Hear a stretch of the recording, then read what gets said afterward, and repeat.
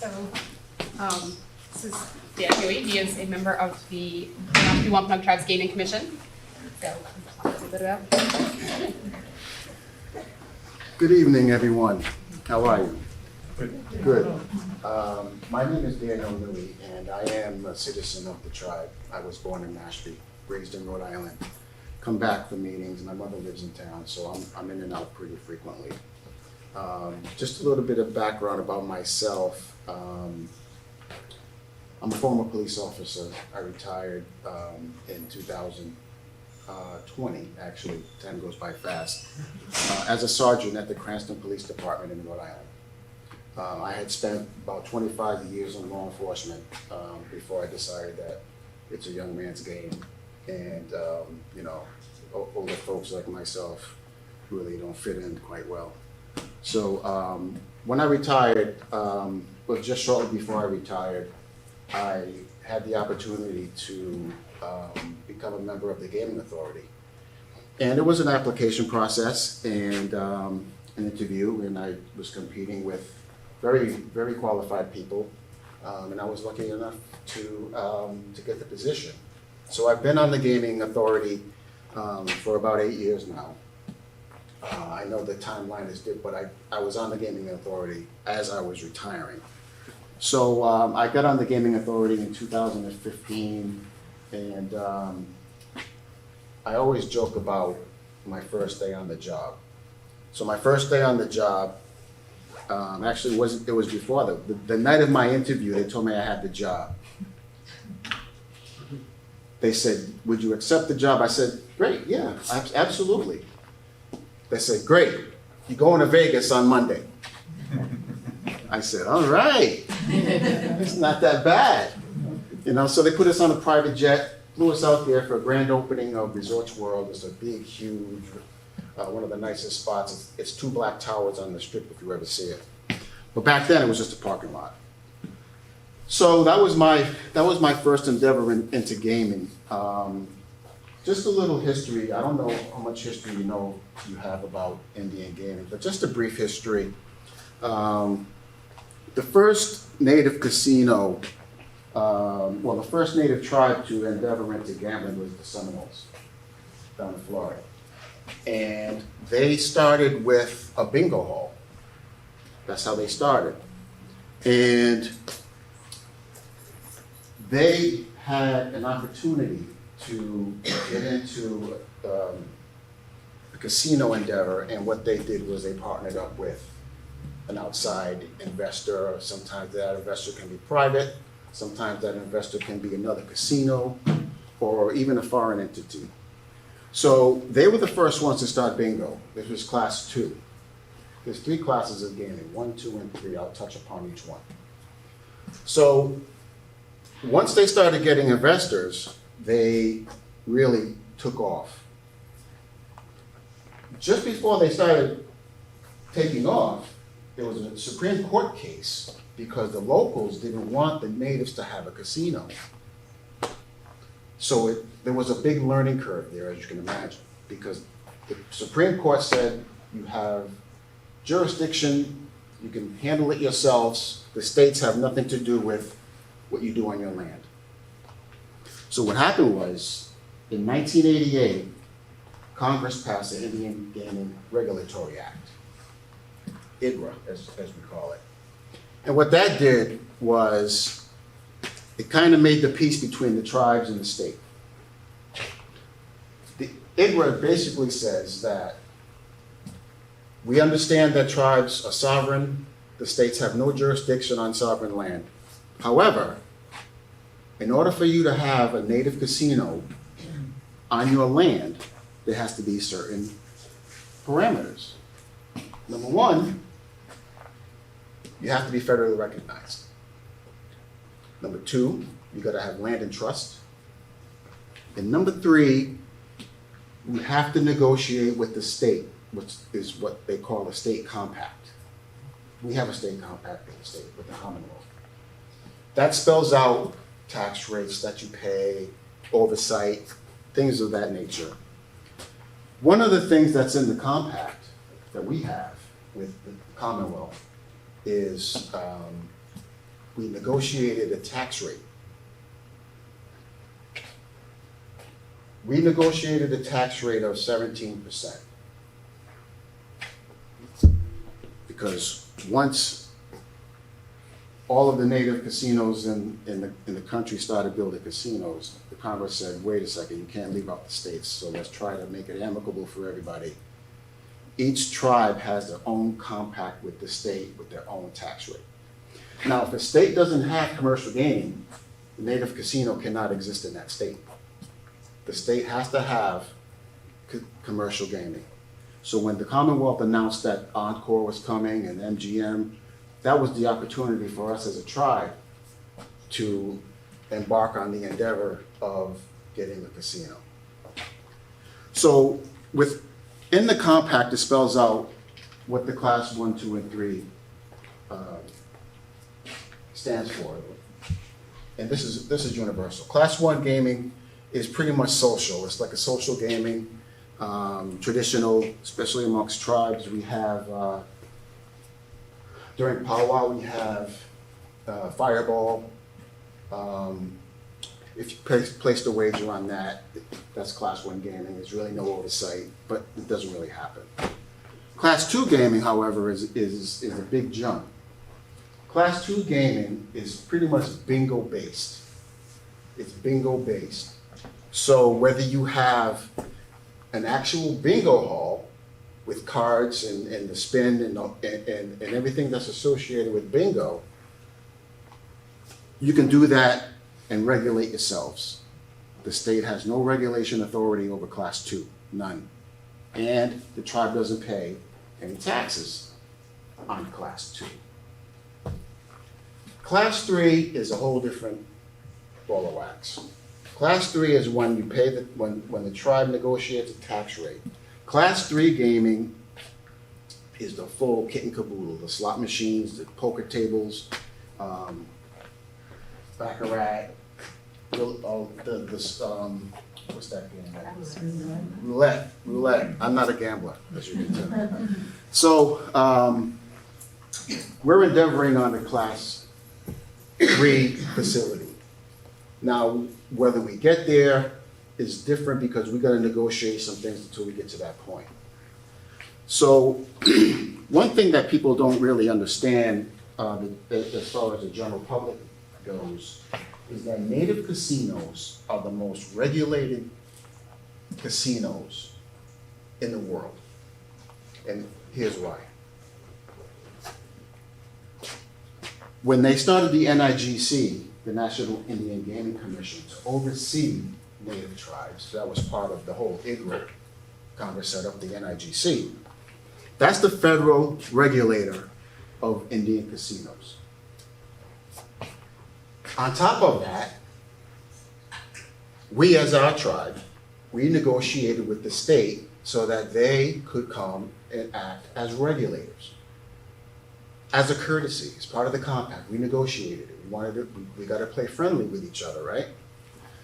So they can come on, they'll have a little office, they can come and go as they please to see what's going on. They probably won't do much as far as regulating in conjunction with the National Indian Gaming Commission. The third level of oversight that we have is our own gaming commission. We have our own gaming commission.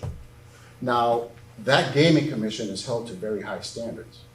The gaming commission must follow the protocols of the National Indian Gaming Commission.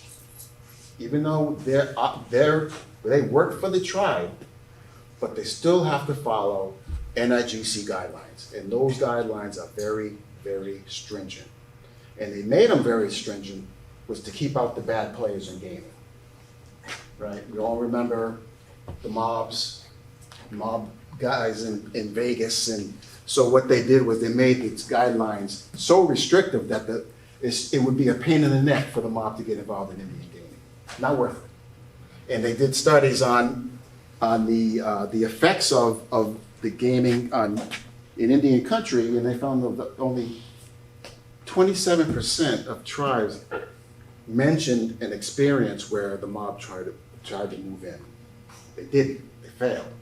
But 27% of the tribes reported that. So when we try to educate people about oversight, that is perhaps the single biggest point that a lot of people don't understand about Indian gaming. We have 3 levels of oversight. We don't just get to go out there and do whatever we want. Everything we do is scripted, everything we do is planned. When I say it's planned, I mean it's meticulously planned.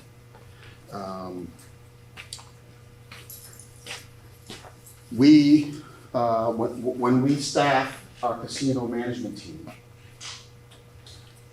we always get people that have been in the casino industry for years. A lot of companies often lose their best executives to Indian casinos. For example, the company that we partnered with, Genting, or Resorts World America, they built the Encore, well, Genting did, but the Encore was built. And now the CEO that was in Encore during their construction period, in their first year of opening, now works for Resorts World, who is our developer. So we have access to this CEO who's got decades of experience, and those are just some of the things that we can do to make us better, because the ultimate goal of a native casino is to employ native people. But we don't come with all those experience. A lot of us. I'm a police officer by trade. I don't know a whole lot, or I didn't, especially when I started, about Indian gaming. It's a learning process, and it's a huge learning curve. So we've had our struggles up and down. I think we're on a good path right now. Still ironing out a few things. Not ready to speak about those type of issues, but I think that one of the ways that we can better our community through gaming are the revenues coming back to the tribe. When the revenues come back to the tribe from the gaming facility, it runs the government center, it runs programs, it runs the language program, it runs all of these programs, and we're able to do so much more than that, because we can send our native kids to college, pay for college, books, room and board, all these type of things that benefit native casinos. But in addition to that, the town can also benefit, because the tribe, through its funds, can also partner with the town to get road projects done, solar panels. We get a lot of grants and everything regarding solar panels. We can partner with the town, cell towers. So we as a tribe, through our economic development, can also partner with the town of Mashpee and help the town develop more economic development. Now that doesn't mean they're going to build high rises in cities and it's going to look, change the whole face of the town. But internally, we can help the town fund their social programs. Not just through things that we negotiate, but sometimes there's a thing that, the town would like a donation for some event benefiting someone. Is the gaming authority willing to pitch in? And most of the time we say yes. I think that's everything that I had to touch on. I don't know what your stances are, obviously, on Indian gaming. It has its pros and its cons, and just like any other gaming facility. But we intend as a tribe to address the issues that come about with having a major facility that's involved in gaming. We're gonna have problem gamblers, we're gonna deal with that. We're gonna have higher rates of petty thefts, we're gonna deal with that. We're gonna have higher larcenies and a lot of petty crime, we're gonna deal with that. The FBI will have jurisdiction on our land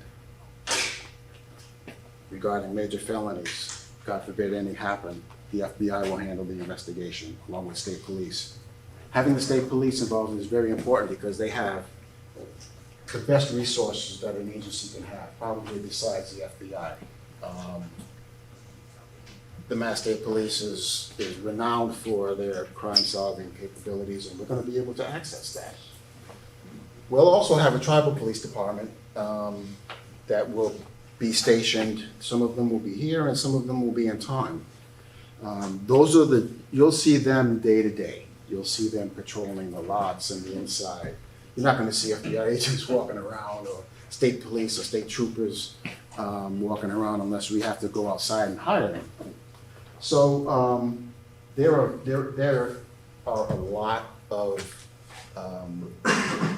a lot of precautions put in place because we know as a tribe that we have to be here because people are going to find ways to try to knock us down, which has been like that for 400 years. Yeah. So we have to perform, and we have to represent very well. And I think we put a team in place, along with the tribal government, that we will be able to fund our government, assist the town in certain endeavors that will be negotiated between the town council and the tribal council. So I think the town has a lot to look forward to when it comes to Indian gaming. There won't be any gaming in Mashpee. It will be up in Taunton. So with that, I would gladly take some questions. I was listening to Natana talk, I was hiding around the corner, and I heard some very engaging questions, so I'm available. Yes? I have a question about, so you were saying that the revenue would go back to the town.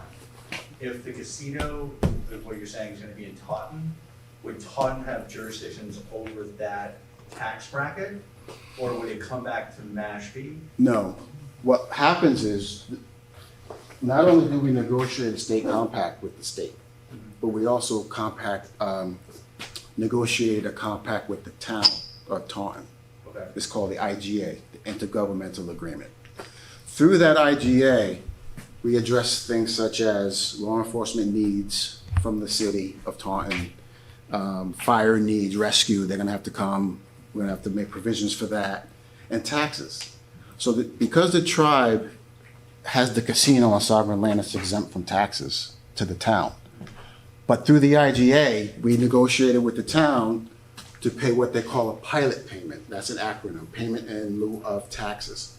So we have to make a pilot payment. And as our casino grows, so does that pilot payment. And the pilot payment is to take care of those services that the town provides. It doesn't take away from anything else anywhere else. It's built into a negotiated IGA. So yes, we do pay, that's why it's called a pilot. We don't pay taxes, but we pay taxes, right? It's just in lieu of. It's a good question. But I think to answer your question, the money comes back through the tribe, not to The money town. comes back through the tribe, through what we have to, through our financial advisors, we establish a revenue allocation plan. And the money from the gaming authority comes back, the money from the casino goes through the gaming authority back to the tribe. The tribe has to make a budget, and they use federal funds when they can, but any shortcomings will come back to the gaming authority. They'll say how much can we get to balance our budget and add these programs for this year. And then the gaming authority would help fund that. Yes? Is there a Taunton Wampanoag tribe? No.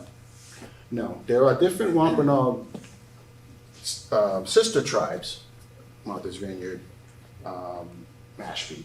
We're the only two tribes that are federally recognized. There are also some small tributary tribes like the Seekonk Wampanoag, the Pokanokets out in Bristol. I'm sure the time that Herring Pond and Bourne. Herring Pond. Yeah. But some of those tribes actually were adopted into Mashpee, like the Herring Pond. They were adopted into Mashpee a long, long time ago.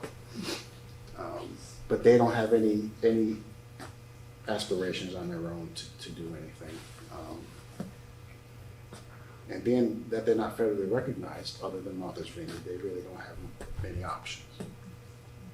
I think to get at your question about like connection to Taunton, like what Mashpee's connection to Taunton and why Taunton.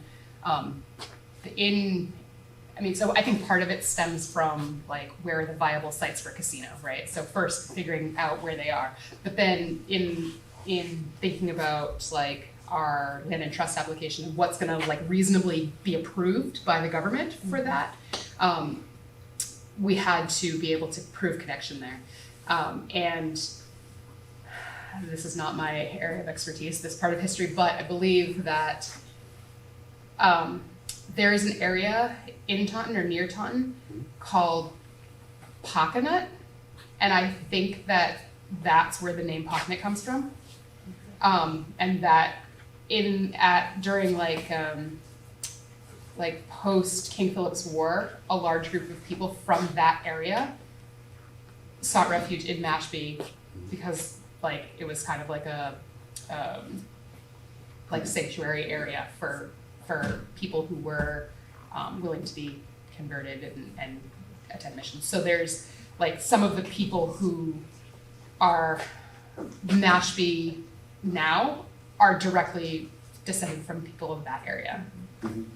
And much of the King Philip's War was fought in that area.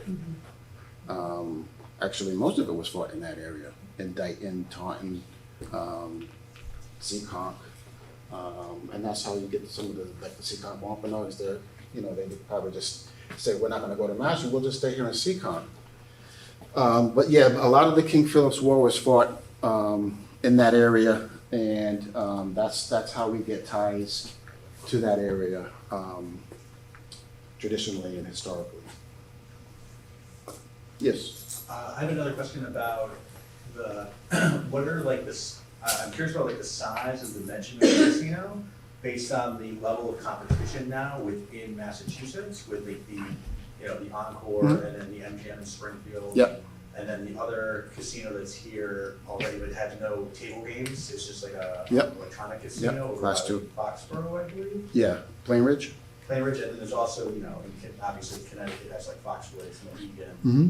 I'm just curious about like what the level of competition looks like for just another casino. Yeah. So, as of 2022, Indian Gaming has grossed about $40 billion nationwide, all tribal casinos. That's higher than it was before COVID. It's higher than it was before COVID. So, obviously, the native casino industry has rebounded and then some. More specifically to your question, because of COVID, we had to scale down our facility. And we have the fortune of growing into a facility based on the economic indicators. Rather than throwing up a big 2-tower, 600-bedroom monstrosity with 4,000 slot machines and 100 table games, and then hoping we can fill the place, we're able to grow into it based on market conditions. So we'll start off small. After a year, we'll sit back, we'll reevaluate, and we may stay bigger. We might get bigger. We might stay the same. It depends on what's going on. The market can handle the casino in Taunton. All of the market analysts that we've contracted with on the Gaming Authority have clearly stated that there is more than enough traffic and draw to the area of Taunton to support another casino. So if you look at Encore, which is a huge international brand, beautiful facility, but who wants to deal with Boston traffic? If you'd have to live north of Boston or in Boston to get there easily. If you're south of Boston, it's a pain. That would- No matter what time of day you go, it's a pain. We can draw those folks into Taunton. We're right near the highway, 24. 24 feeds into 495, 195. You're out, you're out. If we have a big event, you're on the highway, which is right behind the property, and you're going. So we have those studies. We have those market analysts that say you can more than support another casino facility in this area. That's right. Yeah. Yes. What is the hopeful timeline? I know the land and trust can sort of back and forth lately, but The is hopeful- there a timeline at this point? The timeline was 5 years ago. Yeah. The I mean, time- updated timeline. Yeah. The updated timeline is still kind of fluid, because we're still figuring out the nuts and bolts of financing right now. We still have the same developer, getting a contractor and an owner's rep, and, that's the easy part, because everybody wants to be involved. So they're gonna put forth their best foot to get into the arena. So I would say, if I had to guess, I would say sometime in 2024, early to mid 2024, you can probably expect the doors to open, if all goes as planned. We've had a lot of sand thrown in our cogs over the last couple of years, but it may change, but we're just planning for that right now. It'll be announced in time. In time, you'll hear about it. You'll see something in the paper. You'll hear statements from the chairman. But that's about all I can say as far as that, because I do have confidentiality agreements that I have to adhere to as well. But yeah, that's what we're thinking right now. Yes. I'm just trying to remember, so I remember when Massachusetts was opening the doors for casino, there was one license that was reserved? Yeah, that was us. So you guys already have that then? Yeah. Okay. Yeah, we have the right. The state compact and the way the gaming ordinance, the gaming law in the Commonwealth is that one federally recognized tribe with land and trust can open a casino. That's us. It worked out well. It worked out well for us because the Commonwealth understood that you have a tribe that has interest, you have a tribe that will have the means, and you have a tribe that needs it. You have a tribe that needs the economic development. With that economic development, the tribe as a whole, and we have our own economic development corporation within the tribe, they can start businesses, tribally owned businesses. We have First White Oysters, which is tribally owned, but we can have so much more. Real estate agencies or insurance companies or banks. A lot of native tribes across the country have banks where they loan out money, just like a regular bank. So there's a lot more that the tribe can do because of that economic development. It can spark a lot of different avenues for the tribe to go down. Yes. Two thoughts. Personally, I would rather have a native casino than another Encore. Because then I feel like the money's coming back too, and it is needed. Yeah. Rightfully so. And the other thought is, as a teacher, my first thought when you said to supply jobs, I beg you not to send my students to work in a casino.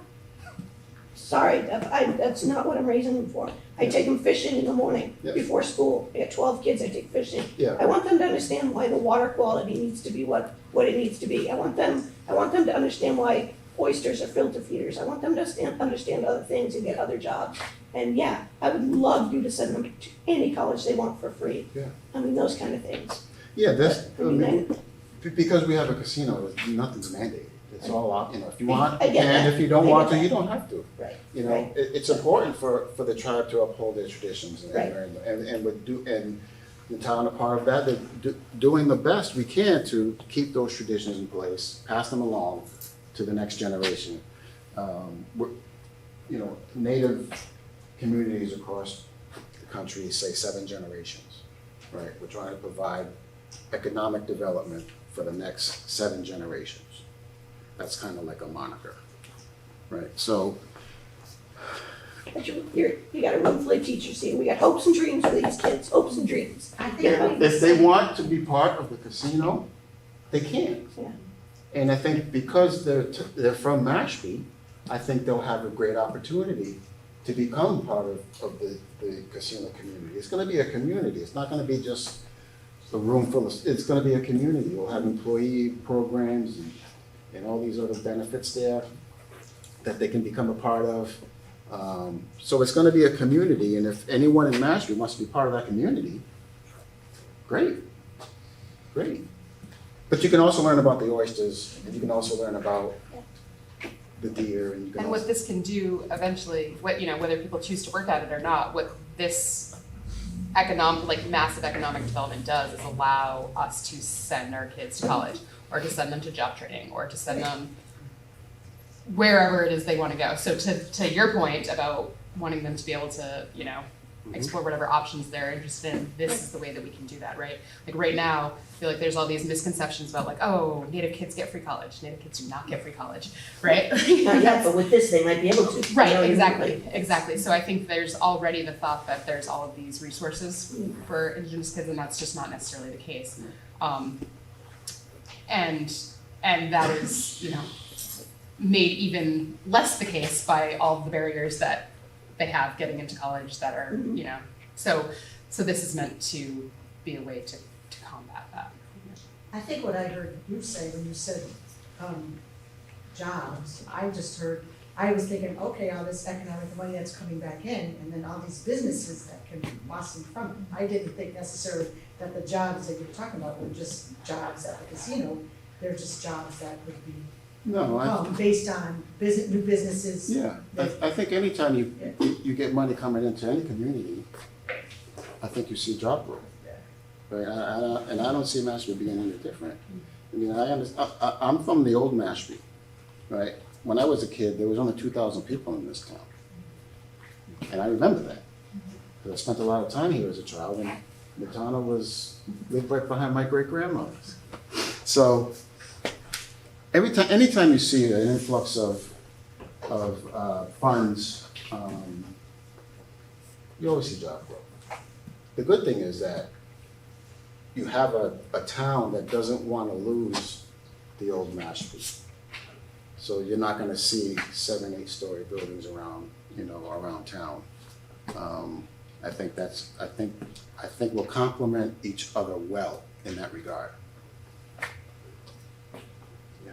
Yes. How is gambling perceived within the tribe, right? Do people see it as a means to an end of economic development? Does it have larger significance within the traditions? Well, we kind of have a mixed bag within the tribe. We have a lot of traditionalists who are not interested in the casino. They just want to live their lives and not have to worry about it. A lot of people, we have a lot of fishermen, we have a lot of people in trades and everything that really aren't, what they have is fine. And then there's a group of people who are kind of like, whatever, if it comes, it comes. If it don't, I'm good. Then there's a group of folks that, let's get this economic development going, because we see other tribes and how much they're able to do with this newfound economic development. So we want to be able to take care of our own. We don't want to depend on anybody. We don't want to depend on anything or anybody. We want to be independent, self-sufficient. And if we can give back, then we can give back, right? No hard feelings. We're here today, now, together. So, yeah, there's the mixed bag. Most of them are kind of like, but deep down inside, they know that the tribe needs some help. And we want to be able to provide that help from inside the tribe for ourselves, as opposed to, relying on grants and donations and, federal funds. We want to be self-sufficient. And even the people that are not into the casino, they understand that. Did you have your hand up? Yeah, I guess one of the takeaways for me from these classes has been is I've seen more clearly what the different value systems are between the tribe and colonizers, or call it what you will, that's kind of non-natives and natives. And I'm just wondering if in an Indian casino, whether those values, where there's space for those sorts of values to be represented, is there something in how, your casino is different than a casino that would be built by someone that's not non-native? Or do you just need to, follow the advice of those that, those folks that have built casinos in the past, because it is all new and you just need to do it? Well, as we begin to get to the final details of what the casino is going to look like, it's going to be heavily decorated in traditional native colors and schemes. So we will have that. I don't know if have you ever been to Mohegan Sun? Big difference between Mohegan Sun and Foxwoods, right? You walk into Mohegan Sun, you're in a tribal facility, a tribal gaming building. Foxwoods kind of more commercial side. They have some turquoise here, and well, they have a lot of turquoise. They're more on the commercial side. We want to be more like Mohegan Sun. We want it to feel like a native casino, and there'll be a lot of purple because that's our color. That's my favorite color. There'll be purple in there and some grays, and it'll be all native colors. And the good thing about that is we take a lot of input from our community about what to put in. So a lot of the elders will say, yeah, we should make this purple or make that a different shade of purple, or so we have these brainstorming sessions with members of the community, especially the elders, because we value them so much and respect them so much that we really value their input. One more question if we have one.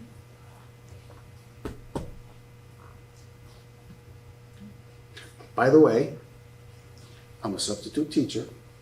We need you. I hear that all the time. Everybody needs subs. That's why I'm not even where I'm at, because then they'll need subs. But yes, I'm a substitute teacher. I work 4 days a week in North Smithfield, Rhode Island, high school. So I see what you go through every day. And I commend you for what you do. It's not easy. It's not easy. And there are a lot of circumstances in society that make it more and more difficult as we go down the road. And you should be commended for what you do. And I have nothing else.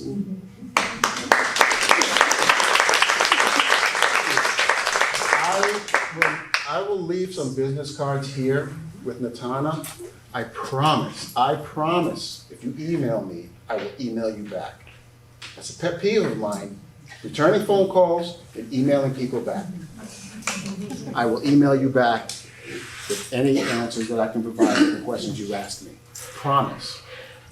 All right? Thank you for having me. Thank you.